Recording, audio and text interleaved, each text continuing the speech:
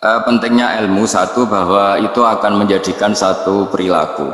Misalnya begini ya, dulu itu kiai-kiai Jawa zaman dulu itu berpatokan karena dulu pemerintahan Hindia Belanda, seorang lagi masih pemerintahan Hindia Belanda. Itu dalil yang sering diutarakan itu sebaik-baiknya umara itu yang datang ke ulama, terus sejelek-jeleknya ulama itu yang datang ke umara. Tapi semenjak pemerintahan Indonesia dan kemudian ditandai beberapa tokoh kayak Gus Wahid putra Kiai Hasyim jadi Menteri Agama, ada Gus Wahid putra Kiai Wahab juga jadi Menteri Agama, ada Kiai Fathur Rahman keluarga Mbah Maimun, keluarga Sarang juga pernah jadi Menteri Agama. Kemudian bersamaan dengan itu dibangunlah satu pegangan ilmu. Pegangan ilmu ini penting karena ini yang mengilhami semua orang Islam, terutama utamanya ulamanya. Ada seorang ustadz, seorang guru ngaji yang karena melihat rata-rata penguasa itu zalim ya, datang ke Harun ar-Rasyid. Ini perlu disemak, datang ke Khalifatullah atau Amirul Mukminin Harun ar-Rasyid. Karena beliau seorang raja tentu terduga lah atau ya umumnya atau gimana lah istilahnya. Itu ya rata-rata ya agak seenaknya namanya raja, namanya penguasa. Ini dalam pikiran ustadz itu, tidak mesti dalam fakta. Kemudian si ustadz itu matur, ya Amirul Mukminin, inni nasihun lak famusyaddidun alaika fala tajidanna fi nafsika syai'an. Saya ini mau nasihati Anda, kemudian saya cara nasihati itu keras.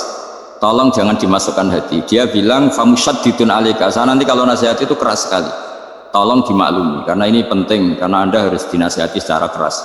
Tapi sebelum nasihat itu diutarakan, kata Harun ar-Rasyid, karena beliau Bani Abbas dan beliau orang alim termasuk muridnya Imam Malik, kata Harun ar-Rasyid, uskut, kamu diam Ustaz. Inna Allaha ta'ala arsala man huwa khairun minka ila man huwa syarrun minni wa ma'adhalika yaqulu Allahu ta'ala faqula lahu qawlan layyinan la'allahu yatadzakkaru aw yakhsha. Jadi ini sekaligus etika dan norma ya bagi semua dai di Indonesia dan semua kita. Wahai Ustadz, kamu diam. Allah Ta'ala itu ngutus orang yang lebih baik ketimbang kamu, yaitu Nabi Musa, ke orang yang lebih jelek ketimbang saya, yaitu ke Fir'aun. Itu saja harus pakai etika, faqula lahu qawlan layyinan. Kamu harus ngomong yang halus. Jadi intinya ini Harun ar-Rasyid komplain, kamu itu kalau jadi Ustadz ngaji kira-kira gitu. Jadi betapa baiknya orang dulu memahami Quran. Jadi Quran itu dibaca, kemudian kita mungkin baca terus jadi cerita, mungkin ada yang baca jadi perilaku, ada yang baca kemudian itu mengilhami, membentuk. Nah kira-kira itulah yang membentuk kiai-kiai alim di NU, di beberapa pesantren maupun orang-orang alim di luar NU. Asal ngajinya dan bacanya seperti kita, pasti seperti itu. Karena cara berpikir tadi sudah. Jadi akhirnya si Ustadz tadi keluar dan minta maaf, anta a'lamu minni, ternyata engkau lebih alim ketimbang saya. Jadi kalimat famusyaddidun alika, saya akan keras cara memberi nasihat, itu yang diket, yang dipotong, yang dibatalkan atau yang diralat oleh Khalifatullah Harun ar-Rasyid. Yaitu dikatakan inna Allaha ta'ala arsala man huwa khairun minka ila man huwa syarrun minni. Yaitu Allah mengutus orang yang lebih baik ketimbang kamu, yaitu Nabi Musa, ke orang yang lebih jelek ketimbang saya, yaitu Fir'aun. Itu pun harus faqula lahu qawlan layyinan. Cara berdakwah harus dengan kata-kata yang halus, yang lembut, yang indah. Dan dengan kata-kata itu diharapkan la'allahu yatadzakkaru aw yakhsha. Semoga yang didakwai menjadi ingat. Sehingga dengan kemampuan ilmiah seperti ini menjadi pegangan bersama bahwa kita sebagai dai atau sebagai tetangga atau sebagai sama-sama warga Indonesia, bawaan kita memang harus faqula lahu qawlan layyinan la'allahu yatadzakkaru aw yakhsha. Kemudian dalam disiplin ilmu yang lain, halus itu tidak kuat. Angin itu ya halus, tapi kalau di manage itu jadi kekuatan yang dahsyat. Begitu juga air dan sebagainya. Sehingga tidak perlu khawatir terus kalau dakwah halus itu tidak punya efek yang signifikan. Tidak juga. Allah Ta'ala itu pengelola angin itu kekuatannya dahsyat, sehingga Nabi Sulaiman dikasih kekuatan angin dan bisa terbang kemana-mana. Kemudian sekarang jadi teknologi yang banyak memanfaatkan angin, mulai rem, mulai apa saja. Sehingga dari cerita saya ini kemudian terus kiai-kiai itu membentuk dakwah termasuk di ekonomi dengan cara yang rileks. Nah, cara rileks itu satu tentu dimulai dengan ilmu. Misalnya begini, saya beri contoh. Ketika ada orang melafadzkan kalimat la ilaha illallah, tiada Tuhan selain Allah. Kemudian kalimat ini mungkin kalau orang NU baca itu rutin ya, karena kiainya kelamaan ya yang ikut sambil tidur ya. Kalau tahlil itu disebut kiai tertentu itu mesti yang belakang wah suwi itu kalau kiai itu lama itu. Nah kiainya juga karena jadi lakon ya kan lebih semangat karena pegang mic, biasanya gitu di NU itu. Kalau khotib mesti semangat karena yang pegang mic, yang dengerin mesti ngantuk karena monoton gitu. Karena yang mendengerin sudah tahu pasti nyuruh baik meninggalkan yang jelek, jadi ilmunya sudah disimpulkan dulu. Setiap yang tidur di masjid mesti tak tanya kenapa tidur, ilmunya tidak ada perkembangan, terus nyuruh yang baik meninggalkan yang jelek. Tapi kalau ilmunya agak ada perubahan kan dengar semua pasti nyuruh yang jelek meninggalkan yang baik, karena watak manusia itu agak-agak suka fitnah, itu suka geger. Tapi kalau monoton itu mesti enggak itu. Tapi yang menjadi pegangan kita, saya ulang lagi, itu ilmu dulu. Saya ulang lagi itu. Saya berkali-kali menyontohkan, kalau ada orang kafir, orang yang tidak bersyahadat 70 tahun, kemudian dia bersyahadat sekali saja di akhir hayatnya. Itu kata Allah, qulil ladzina kafaru iyyantahu yughfar lahum ma qad salaf. Katakan ke mereka yang kafir, jika dia mau bersyahadat, itu masa lalunya diampuni semua. Sehingga kedahsyatan kalimat ini luar biasa. Orang yang kafir 70 tahun saja barokahnya la ilaha illallah ini dosanya bisa diampuni semua. Nah kemudian karena ilmu ini tidak begitu populer atau kurang dipopulerkan atau kita sendiri kurang menghayati, sehingga la ilaha illallah itu lebih dianalisis cara lafadz ini, pelafatannya ada sanadnya enggak ya, terus cara melafatkan bareng-bareng seperti itu ada tumpengan ini bid'ah enggak ya. Jadi pertanyaannya sudah tidak tentang keramatnya atau sakralnya atau fadilahnya la ilaha illallah, tapi sudah macam-macam. Jadi dan cara seperti ini ada hadisnya enggak, legal enggak, terus ada sanadnya enggak. Jadi saya mohon semohon-mohonnya untuk teman-teman yang di Al-Iman itu harus ngaji ya. Ngaji itu nanti kamu tahu cara mandang sebuah ibadah atau perilaku atau apa sajalah tahu. Karena al-ilmu yurisul ahwal, ilmu itu bisa mengilhami cara pandang. Dulu yaitu saya ulang lagi, ketika zaman Hindia Belanda, karena pemerintahnya Hindia Belanda itu ulama-ulama keras sekali, sejelek-jeleknya ulama itu yang datang ke Umaro. Tapi setelah era Mbah Hashim, era sampai Mbah Maimun, itu mereka peduli sama Umaro, sama semuanya sama-sama warga Indonesia yang ingin melihat Indonesia yang lebih baik. Sehingga banyak ya, kakak saya sendiri pernah wakil bupati, terus putra Mbah Maimun wakil gubernur, ini teman saya Ki Hafid ya bupati. Semenjak itu terus, dan itu nggak lepas dari cara pandang ya, itu cara pandang diantaranya adalah cerita tentang Nabi Musa yang Allah tetap peduli sama Fir'aun sehingga tetap didakwai Nabi siapa? Musa. Dan posisi Musa datang bukan memanggil ya, cuma kayak sampai sekarang tuh belum pernah ke kantor bupatinya Pak Hafid, karena kadang-kadang orang terus curiga mengajukan proposal ke dia agak repot. Ketemu bupati itu sialnya kiai kan mesti pikirannya orang bupati ini nyangoni, kiai ini disangoni gitu. Itu terus kayak kita fakir miskin itu. Jadi makanya saya itu belum pernah datang, tapi alhamdulillah karena beliau berambisi menjadi wa khairul umara mayatuna babal ulama. Jadi datang tapi sangat ambisius ingin mengalahkan ulama, karena dia kalau datang statusnya lebih tinggi. Ya tidak apa-apa, ini tawaduk tapi niatnya agak begitu tawaduk. Jadi saya sering di Jakarta, tapi ya tadi jarang ya. Biasanya nganggarkan waktu hanya pas saja, tidak kurang tidak lebih. Biasanya ngajar di pondoknya Pak Kures itu di Baitul Quran, hanya ngajar santri-santri. Nah, jadi pemahaman Quran dulu itu kata Imam Ghazali itu membaca Quran itu membaca, bukan bercerita. Kalau kamu membaca seperti ini, kunta qori'an, kamu pembaca. Pembaca itu yang mengambil pelajaran. Tapi kalau kamu hanya cerita, itu namanya kunta hakian. Sebenarnya Anda tidak membaca Quran, tukang cerita. Misalnya tadi, cerita Nabi Musa datang ke Fir'aun. Itu kalau kamu hanya cerita, wah dulu itu ada orang namanya Fir'aun, didakwai Nabi yang namanya Musa. Ya ini namanya tukang cerita. Kalau kamu pembaca tidak gitu. Betapa baiknya Allah. Orang sengawur Fir'aun saja inginnya Allah masih ingin diselamatkan dengan mengutus Nabi Musa kekasihnya. Itu namanya kunta qori'an. Kamu pembaca betul, bukan kunta hakian. Kamu tukang cerita. Begitu juga seterusnya tentang Quran ayat-ayat seterusnya. Sehingga yang diharapkan dari pembacaan Quran itu memang kita sebagai ahli baca, ahli mu'tabir ya, ahli yang ngambil pelajaran, bukan tukang apa? Cerita.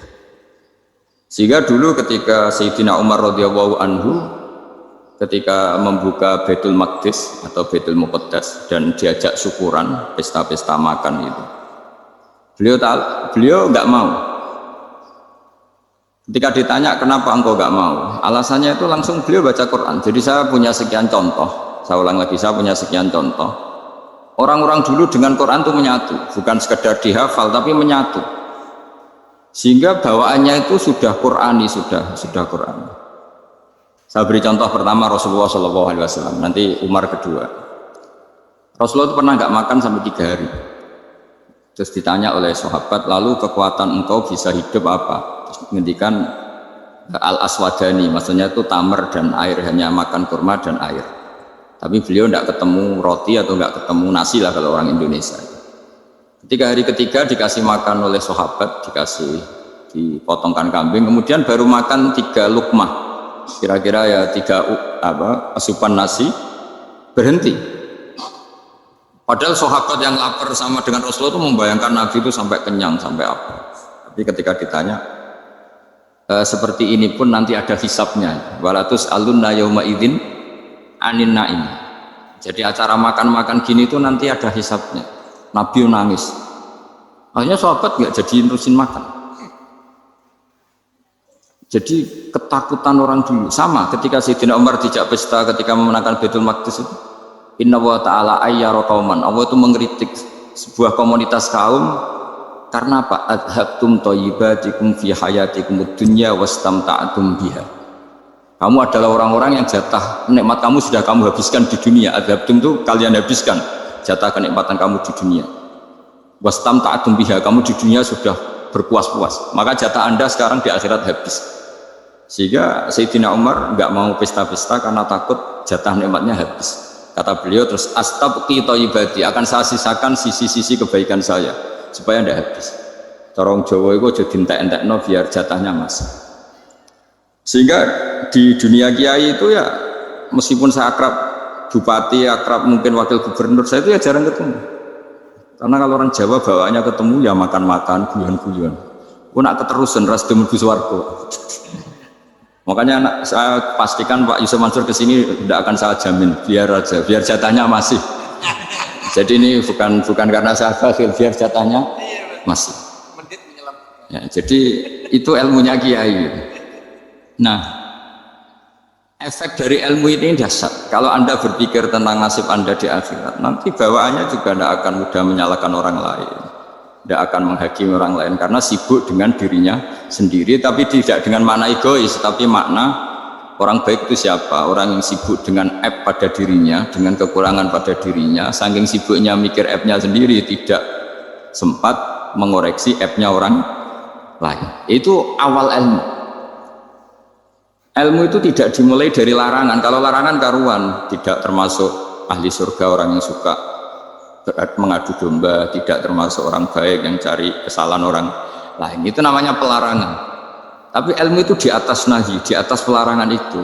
Kamu punya kesadaran bahwa kamu itu yang penting selamat dulu, jangan memikirkan orang lain. Dengan makna bukan egois, tapi dengan makna supaya tidak menyalahkan orang lain. Nah, saya termasuk ya boleh dikatakan kiai lah, yang paling fanatik bahwa semuanya itu harus dimulai dari ilmu. Ya saya ulang lagi, dimulai dari ilmu. Nah, dari sini kemudian saya berharap Indonesia menjadi damai, menjadi baik. Itu bukan karena kita baik-baik banget ya, tidak mungkin kita ada nabi, tapi karena sudah sibuk dengan memikirkan kesalahan diri sendiri. Sehingga misalnya kita baca Quran, Rabbana zalamna anfusana, lalu kita langsung ingat betapa hubungan kita dengan Allah itu harus ikrar dulu, merasa zalim dulu, merasa salah dulu. Nah, kalau semua orang merasa salah di depan Allah itu mesti bawaannya agak mudah menyalahkan orang lain. Karena kita bilang Rabbana dzalamna anfusana. Nah itulah ilmu-ilmu yang mungkin banyak pembaca Quran tapi hanya baca, atau kalau baca ini tok disebut al-haki, ahli cerita. Yang dibutuhkan tuh al-qari, pembaca kemudian mu'tabir, kemudian mau beriktibar, seperti yang dilakukan tadi Harun ar-Rasyid tadi. Inna wa ta'ala arsala man huwa khairun minka ila man huwa syarrun minni wa ma'adzalika yaqulu wa ta'ala faqula lahu qaulal layyin. Ya, kamu tidak usah memaksakan musyaddid keras sama saya, karena Allah Ta'ala telah mengutus orang lebih baik ketimbang kamu, yaitu Nabi Musa, ke orang yang lebih jelek ketimbang saya, yaitu Fir'aun. Itu saja harus beretika. Faqula lahu qaulal layyinan la'allahu yatadzakkaru aw yakhsha. Dan alhamdulillah bawaan kita sebagai orang Timur atau orang Jawa itu kalau mau ngandani orang itu halus sekali. Di antara bentuk kehalusan kata-kata diceritakan di ayat lain ketika Nabi Musa ketemu Fir'aun. Dawuhnya begini, fakul apa itu yang di juz 30 yang juz di juz 30 ini yang bagian dari, kan tadi hanya fakul lahu qaulal layyinan. Lahu qaulal layyinan itu bentuknya apa? Ya, bentuknya apa? Itu Nabi Musa disuruh ngendikan sama Fir'aun. Apakah kamu mau saya nasihati? Fakul halaka ila antazakka. Halaka itu pilihan, hal itu istifham, laka itu otoritatif. Jadi betapa santonya kalimat itu, fakul halaka ila antazakka. Jadi kalau dimaknani model Pak Hafid, model saya ngaji di sarang itu, halaka onoto iku kedue siro, berhak bagi kamu, berhak bagi anda, apakah anda berhak loh mendapat nasihat supaya kamu anda jadi orang yang lebih baik.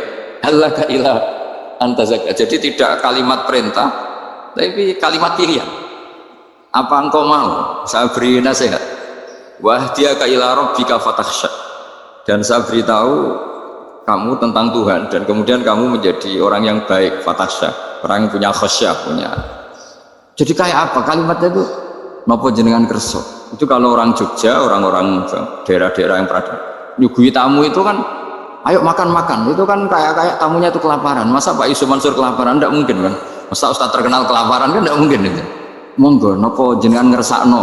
Karena bisa saja tamunya itu tidak kerso, mungkin karena darah tinggi, mungkin karena takut dianggap fakir miskin, macam-macam kan orang enggak. Itu kalimatnya itu halaka ila antazakka.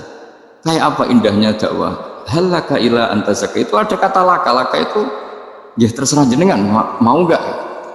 Wa ahdiyaka ila rabbika fatakhsha. Nah, itu yang disebut membaca. Kunta qari'an la hakian. Anda benar-benar membaca Quran, bukan sekadar penceri. Nah, kemudian ini yang terakhir saya juga baru, sebenarnya saya itu nggak pernah bilang sanggup itu, tapi Pak Ustadz Zakaria itu GR terus sampai tadi pagi itu saya belum tahu kalau ada acara ini. Ya karena saya kiai, jadi kalau kiai itu kan ingatnya sama Allah saja, kalau sama manusia tuh rontok-rontok lali gitu. Itu bukan memaksa, ya memang lupa. Sejauh mana sih pentingnya manusia kan tidak penting coro ilmu tasawuf itu. Tapi karena ini titipan Rasulullah SAW terus menjadi penting kan, dititipi umat gak jenengan itu. Ya sudah ngaji ngatur kiai ribet itu. Kiai ini biasa ngaji kan, kiainya yang ngatur, santri ini enggak. Pak Yai ngaji tanggal ini jam ini, itu kan mengabaikan semua aktivitas kiai. Padahal jam ini mungkin saya punya jam, mungkin jalan-jalan atau ngaji atau mutolaah atau munajat. Gara-gara Pak Zakaria ini kan terus Mas Tamam ini yang provokasi. Harus ngaji di jam ini, tema ini. Saya itu kalau ngaji ditentukan tema itu, ini memang saya agak keras di bab ini. Itu kayak ibarat gini loh. Saya ini dokter, kemudian ada orang yang sakitnya itu jantung, terus bilang ke saya, Pak dokter sembuhkan pukul saya. Wong penyakit ekstrimnya itu jantung, kok bila disembuhkan apa? Pukul. Kan gak penting, sembuh tidak sembuh, pukul itu kan gak penting. Jerawat itu. Kiai itu tahu kesalahan paling fatal manusia itu akidah. Tapi kadang-kadang mintanya ilmu yang tidak akidah, yang gak penting. Jadi kadang-kadang kiai itu ya digurui betul kalau di Indonesia. Misalnya ini tidak nyindir loh, memang marah betul kalau di bab-bab seperti ini. Tapi ini biar jadi ilmu masif, ilmu yang general. Saya ulang lagi ya, Anda jadi dokter, tahu pasien Anda ini penyakit jantung kronis atau sudah fatal lah sudah. Terus orang itu bilang, Pak Yai, itu Pak dokter, tolong obati kulit saya supaya tidak jerawatan. Kamu bilang ini orang aneh enggak? Aneh kan? Nah kiai juga gitu. Saya sering itu ada orang mau haji itu, Gus doain saya jadi haji mabrur. Pernah belajar haji Pak? Dereng. Mungkin enggak orang belum belajar nyupir terus kemudian minta didoain, Gus saya mau nyupir doain selamat. Nyupir aja enggak bisa kok minta doa selamat. Harusnya urutannya kan belajar dulu baru minta doa. Tapi kali ini aliman bener ngajaknya akidah dulu, ahli sunnah kan. Ya itu bener karena akidah itu hal yang prinsip memang harus. Kalau kebetulan nggak bener taruh visi betul. Untungnya kalau temanya bener. Jadi saya mohon ke seluruh orang-orang yang mau ngaji ke kiai itu tema itu biar yang milih kiai supaya tahu prioritas yang harus benahin. Jangan tema yang kita yang milih, jangan-jangan tema yang kita pilih itu tidak mendesak atau tidak penting. Ini bukan apa-apa, ini saking ingin baik saya ya, keinginan baik saya supaya dulu zaman sahabat ya gitu. Kalau ada pertanyaan salah sama Nabi dibenerin, cuma Nabi terlalu bijak, cara benerin tuh enak. Kalau saya karena tidak Nabi saja ya agak-agak kasar kan, kalau tidak Nabi tidak wajib bener terus, yang wajib bener terus itu Nabi. Saya beri contoh ya. Nabi itu ngendikan tentang kiamat. Kiamat itu dahsyat, mengerikan gini. Kalau pikirannya orang kampung itu begini, Nabi ini aneh. Cerita kiamat dahsyat tapi nggak ada tanggalnya, nggak ada tahunnya. Harusnya ada dong biar kita bisa persiapan. Sehingga Nabi disomasi di tengah-tengah khutbah itu, ya Rasulullah mata sa'ah.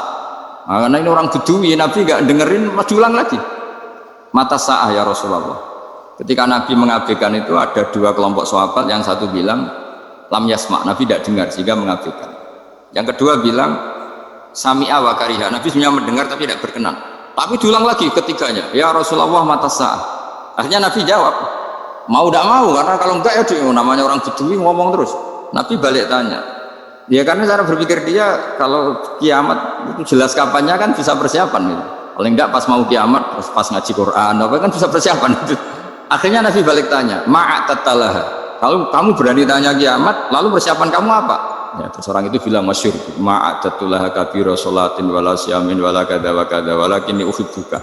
Saya sebenarnya tidak punya persiapan ya Rasulullah, cuma persiapan banyak puasa ya enggak, banyak sholat enggak, tapi saya mencintai engkau. Masyhur itu jadi hadis paling legenda, almar'u ma'aman ahabba, sebagian disebut anta ma'aman ahbabta. Ini kata semua sahabat yang di masjid. Si Bedui ini orang paling dibenci sahabat karena mengganggu Nabi saat khutbah, tapi akhirnya ini menjadi orang paling dicintai sahabat karena barokahnya itu hadis itu keluar secara terbuka, almar'u ma'aman ahabba. Sebagian riwayat yuhsyarul mar'u ma'aman ahabba, nanti orang akan sowan sama Allah bersama orang yang mereka cintai. Nah itu sahabat-sahabat fama farihu ba'dal Islam farohahum bihadal hadis. Mereka tidak pernah senang setelah masuk Islam sesenang hadis ini. Karena kita tidak perlu soleh-soleh banget, cukup menyintai orang apa? Soleh gitu. Makanya saya sekali bilang itu ya, kadang-kadang saya jadi orang alim itu ya rugi. Ruginya tadi. Misalnya untuk menjadi orang alim kan harus hafal Quran, ngaji Bukhari, Muslim, Ikhya. Ternyata pengumuman kedua orang nggak bisa apa-apa. Gelombang kedua para pecinta, waduh itu kan repot ya. Jadi kita yang jadi orang alim susahnya bukan main, ternyata disaingi pengumuman kedua dan para pecintanya. Wah itu kan akhirnya ketemu orang-orang nggak jelas tadi itu. Nah itu ya termasuk farah dalam Islam, farhatul aibin. Jadi senang itu di Islam itu ibadah. Ya kul bi fadlillah wa bi rahmati fa bidzalika falyafrahu. Senang itu diperintahkan Allah. Saya tuh sering di kamar, kadang itu nyun sewu kayak gatelan gitu, apa itu, ya agak kukur-kukur terus merengut saja malu. Malu saya itu dilihat Allah kok kayak agak ridho itu malu. Ya kayak tadi lah, kamu dikasih rumah gratis, kemudian pas yang ngasih datang kamu kelihatan cemberut, itu yang ngasih kan mangkel. Udah dikasih gratis masih cemberut. Sama hubungan kita dengan Allah itu semuanya dikasih gratis. Makanya tabassum, senyum itu ibadah. Kita yang nekuni ilmu hadis. Betapa hebatnya Nabi ngendikan, kalau kamu tidak bisa ibadah yang berat-berat, cukup ibadah senyum. Kadang ngendikan tol koti wajin, kamu cukup berwajah yang indah, yang menyenangkan. Tabassum, senyum. Kalau kamu tidak bisa membalas jasanya orang yang ngasih, minimal kamu senyum, minimal kamu kelihatan seneng. Makanya seneng itu sudah ibadah. Dan sekarang orang untuk seneng aja susah. Karena bawaannya nuntut orang lain supaya kayak keinginan dia, bawaannya nuntut, ya ribet, kalau gitu ya ribet. Makanya saya bilang al ilmu yurisul ahwal. Ilmu itu diperkuat. Nanti yurisul ahwal, ilmu itu akan membentuk Anda. Dulu beberapa raja itu ya mau luhur karena jadi raja, punya apa saja. Tapi punya penasihat ulama itu adalah nasihat itu sederhana. Ada seorang raja tanya ke kiai, gimana dengan semua kerajaan saya? Wah, padahal dia punya apa saja. Jenengan miskin sekali, itu kerajaan seluas ini. Kok bisa aja? Terus ditanya sama si ulama tadi, andaikan Anda di padang pasir, kemudian kalau tidak minum segelas air itu mati, apakah Anda akan membeli segelas air ini dengan semua kerajaan Anda? Oh iya, pasti apapun saya lakukan untuk mendapat satu gelas air. Terus la tafrah bimulkin la yusawi syarbatama'in. Kamu jangan bangga dengan kerajaan yang nilainya itu enggak sebanding dengan segelas apa? Air. Akhirnya raja itu mikir, saya tidak jadi raja bisa hidup. Tapi kalau enggak minum air mati. Berarti penting satu gelas air. Akhirnya lama-kelamaan ini anggap kerajaan itu biasa, ternyata enggak sepenting segelas air. Ya seperti kita lah, misalnya orang nggak punya alpat tuh tidak malu, tapi kalau nggak punya celana itu malu. Kamu mau punya alpat tapi nggak punya celana? Kan nggak mau. Yaitu ilmu itu yurisul akhwal, ilmu akan melahirkan satu perilaku. Jadi kalau ilmu Anda mantap, pasti syukurnya juga mantap gitu. Ya makanya saya termasuk kiai yang selalu mendorong pentingnya ilmu. Bahkan kata Sufyan Ats-Tsauri ngendikan saking pentingnya ilmu ada kata fa'lam annahu la ilaha illallah, dimulai kata fa'lam. Dan saking pentingnya ilmu itu setiap nabi itu status permanennya itu hanya satu, mengajar. Rabbana wab'ats fihim rasulam minhum yatlu 'alaihim ayatik, membacakan ayat-ayat Allah, sampai wa yu'allimuhumul kitab, mengajarkan kitab wal hikmah. Bahkan Allah sendiri wasofa dzatahul 'aliyah bi annahu al-mu'allim. Yaitu Allah ngendikan Ar-Rahmanu 'allamal Qur'an. Jadi betapa hebatnya pengajar. Allah sendiri mensifati dirinya itu Ar-Rahmanu 'allamal Qur'an. Allah itu Maha Rahman yang mengajarkan Quran. Di surat Iqra juga disebutkan Iqra wa rabbukal akram alladzi 'allama bil qalam. Jadi Allah mensifati dirinya sebagai pengajar. Kayak apa pentingnya mengajar? Karena al-ilmu yurisul ahwal. Ilmu ini melahirkan satu sikap. Pernah ada orang hartanya itu habis karena ngobati ibunya. Terus datang ke saya, dia sumpek karena hartanya habis ngobati ibunya. Terus dia bilang, Gus saya ini sekarang sudah miskin karena ibu saya sakit dan harta saya habis untuk ngobati ibu saya. Terus tak guyoni sama saya. Kon kepen pinter apa kepen goblok? Kepen pinter Gus. Ingin pinter apa ingin goblok? Katanya ingin pinter. Kalau ingin pinter bahasanya jangan gitu. Harta kamu itu masih di akhirat karena habis untuk ngobati ibu. Bayangkan kalau habis untuk maksiat itu habis betul. Terus dia mulai syukur. Alhamdulillah Gus, harta saya habis secara heroik karena untuk mengobati apa ibu. Sudah pinter dia. Akhirnya miskin sampai sekarang ya tetap pede saja karena masih punya tabungan di akhirat. Dan itu saya terinspirasi oleh ilmu juga. Jadi dulu Sayyidah Aisyah itu pernah nyimpan sepotong daging kambing, disimpan untuk dimakan beliau. Karena beliau mau iftar ya, mau buka. Singkat cerita, karena bawaan keluarga Nabi itu sakhok, ada orang minta dikasihkan. Suatu saat akhirnya kan habis. Terus Nabi tanya, yang daging tadi di mana? Habis. Terus Nabi cara menjelaskan itu indah sekali. Harta kamu itu baju yang kamu pakai nanti ya rusak, yang kamu makan nanti ya ke WC. Wa tasaddaqta fa abqaita. Memang di semua riwayat itu pakai dhamir mukhatab mudzakkar, meskipun asal usul riwayat itu untuk Sayyidah Aisyah karena untuk umum. Yang kamu sedekahkan tuh yang masih, kamu jangan bilang kamu sedekahkan tuh yang habis, yang kamu sedekahkan tuh yang masih. Misalnya saya punya uang 1 miliar misalnya, terus pernah tak sedekahkan ke fakir miskin atau ke kiai atau ke pondok 100 juta, itu yang mesti masih, karena kadung di luar kekuasaan kita. Kadung lillahi ta'ala. Justru yang masih itu yang potensi nanti untuk hal-hal yang kurang positif. Semenjak itu orang sedekah itu begitu entengnya karena itu yang masih. Ya tapi tentu sarannya yang tepat ya. Saya sekarang sering kampanye sedekah tepat karena misalnya sering saya itu didatangi orang kaya. Gus saya ini punya uang banyak, ingin punya masjid biar dipakai orang Jumatan. Terus saya bilang, kamu ingin jadi orang baik betul apa baik versi Anda? Baik betul Gus. Tak ajarin mau, gak tersinggung, mau Gus. Kalau Anda bikin masjid di kampung Anda, masjid terbaik di dunia sekalipun, yang bingung saya ahli fikih. Kok bisa? Kan terjadi 2 Jumatan, nanti sahnya yang mana? Kamu enak aja bikin masjid, kamu bikin masalah baru bagi kiai fikih di daerah kamu. Belum nanti orang terus migrasi ke masjid Anda karena lebih baik, koriknya lebih baik. Kamu membunuh masjid yang lebih tua, itu nggak sopan sekali, masjid itu sudah lebih tua kamu. Akhirnya mikir, nggak usah Gus kalau gitu, sudah apa saja, yang penting perintahnya dengan gimana. Ya sudah. Jadi sedekah itu juga harus dibina supaya kalau orang kan bisa saja kan uang 100 juta itu untuk fakir miskin manfaat, ternyata untuk masjid yang sifatnya aksesoris, untuk lampu yang kristal yang mahal-mahal bukan yang pokok. Itu pentingnya ngaji ya. Jadi lagi-lagi al ilmu yurisul ahwal. Ilmu itu melahirkan satu sikap. Jadi ketika ada masjid baru, kalau orang nggak bisa ngaji fikih, wow ada masjid baru, masjid banyak. Tapi kalau yang ngaji fikih ngerti ini malah ada masalah baru karena ada ta'addudul Jum'atan, di mana hukumnya 2 Jum'atan dalam kondisi yang tidak mendes.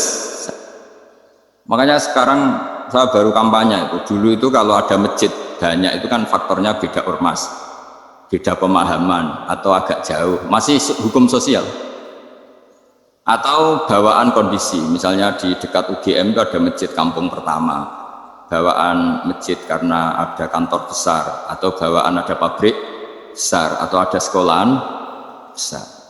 Tapi sekarang itu ada pertanyaan baru, ada masjid baru karena ada orang kaya ingin bikin masjid. Itu gimana itu hukum? Nah, tapi kalau orang nggak nekuni fikih ya langsung wah bagus untuk bangun masjid. Bagus dia kayaknya sing kangelan memfikihkan tadi. Nah itu ilmu. Jadi kalau yang tidak nekuni fikih itu ya tidak tersiksa, tapi yang nekuni fikih itu pasti tersiksa karena seperti itu tadi. Ya jadi saya mohon di antara cara kita dakwah secara damai itu dimulai dari Robbana Zolamna Anfusana. Itu dipakai Nabi, di redaksinya diganti dengan makna supaya kita per individu matur Allah apa ini zulam tu nafsi zulman kabiron katsiran. Nah bawaannya orang mengaku dolim, mengaku salah itu kan sudah tidak sempat mikir salahnya orang apa lain. Dan dari sini kemudian dia jadi orang yang tawadhu, yang ubudiyah, yang macam-macam. Sehingga Nabi ini bukan dianggap ya, pasti penjelas terbaik. Terus Allah meredaksikan wa ma tuqaddimu li anfusikum min khairin tajiduhu indallah. Apa saja kebaikan yang kamu sudah berikan untuk Allah sampai akhirat itu ya pasti kamu temukan di akhirat. Terus yang terakhir saya beri contoh orang peminta-minta, sa'il. Itu Sayyid Ali Zainal Abidin, kalau ada orang minta-minta terus dikasih, misalnya dikasih ya 100.000 atau 50.000 atau 10.000 sesuai kemampuan yang memberi, itu marhaban biman hamala zadi ilal akhirah. Saya terima kasih ya, gara-gara kamu minta uang saya jelas sudah sampai akhirat. Coba kalau di rumah bisa saja untuk hal yang tidak positif. Jadi bawaannya itu cara pandang itu rubah. Jadi sebenarnya kalau kita ngasih uang di masjid, ngasih kiai atau ngasih fakir miskin, ya uang itu yang masih, bukan yang habis. Yaitu watasodak kata fa'abqaita, yang kamu berikan tuh hakikatnya yang masih. Karena sudah ada kamu otak-atik lagi, makanya disebut wakaf. Sebenarnya wakaf itu dulu secara makna lughat, saya ulangi secara lughat, maknanya itu sudah berhenti. Wakafun maknanya berhenti. Nah sedekah itu dari kata sedekah maknanya benar. Orang yang sering sedekah berarti imannya benar. Orang yang uang sudah diberikan berarti dia sudah terputus, wakaf berhenti dari hubungannya dengan dia. Sudah dikasihkan berarti selesai. Sehingga wakaf dan sedekah itu sebenarnya maknanya saling melengkapi. Kemudian orang-orang fikih karena ada disiplin ilmu tertentu, wakaf itu untuk sedekah yang permanen, yang abadi, kemudian sedekah untuk infak. Tapi itu kan hanya istilah-istilah dalam disiplin ilmu. Sebetulnya kalau pakai ilmu yang umum, sedekah ya bisa disebut wakaf, wakaf ya bisa disebut apa? Sedekah. Karena maknanya sedekah itu wakaf. Wakaf itu apa? Qat'u raqabatil malik an hadal mal atau an malih. Hubungan pemilik harta ini terputus dari harta itu. Jadi misalnya saya sudah wakaf tanah ini ke masjid, sudah diterima, buat saya kepikiran gadekan atau menjual sudah tidak bisa, sudah berhenti di situ saja hubungan saya dengan kepemilikan harta itu. Makanya disebut apa? Wakaf. Dan kalau saya wakaf berarti menunjukkan kebenaran iman saya karena sudah menafkahkan sebagian harta untuk Allah Ta'ala itu sodik, sodak. Makanya bahasa Arab itu gampang ya, kalau sodalqoh, sodakoh. Orang kalau bayar mahar disebut sodak karena menunjukkan cintanya. Teman yang setia disebut sodik karena ya benar dalam berteman. Abu Bakar disebut as-siddiq karena sangat membenarkan kanjeng Nabi dan seterusnya dan seterusnya.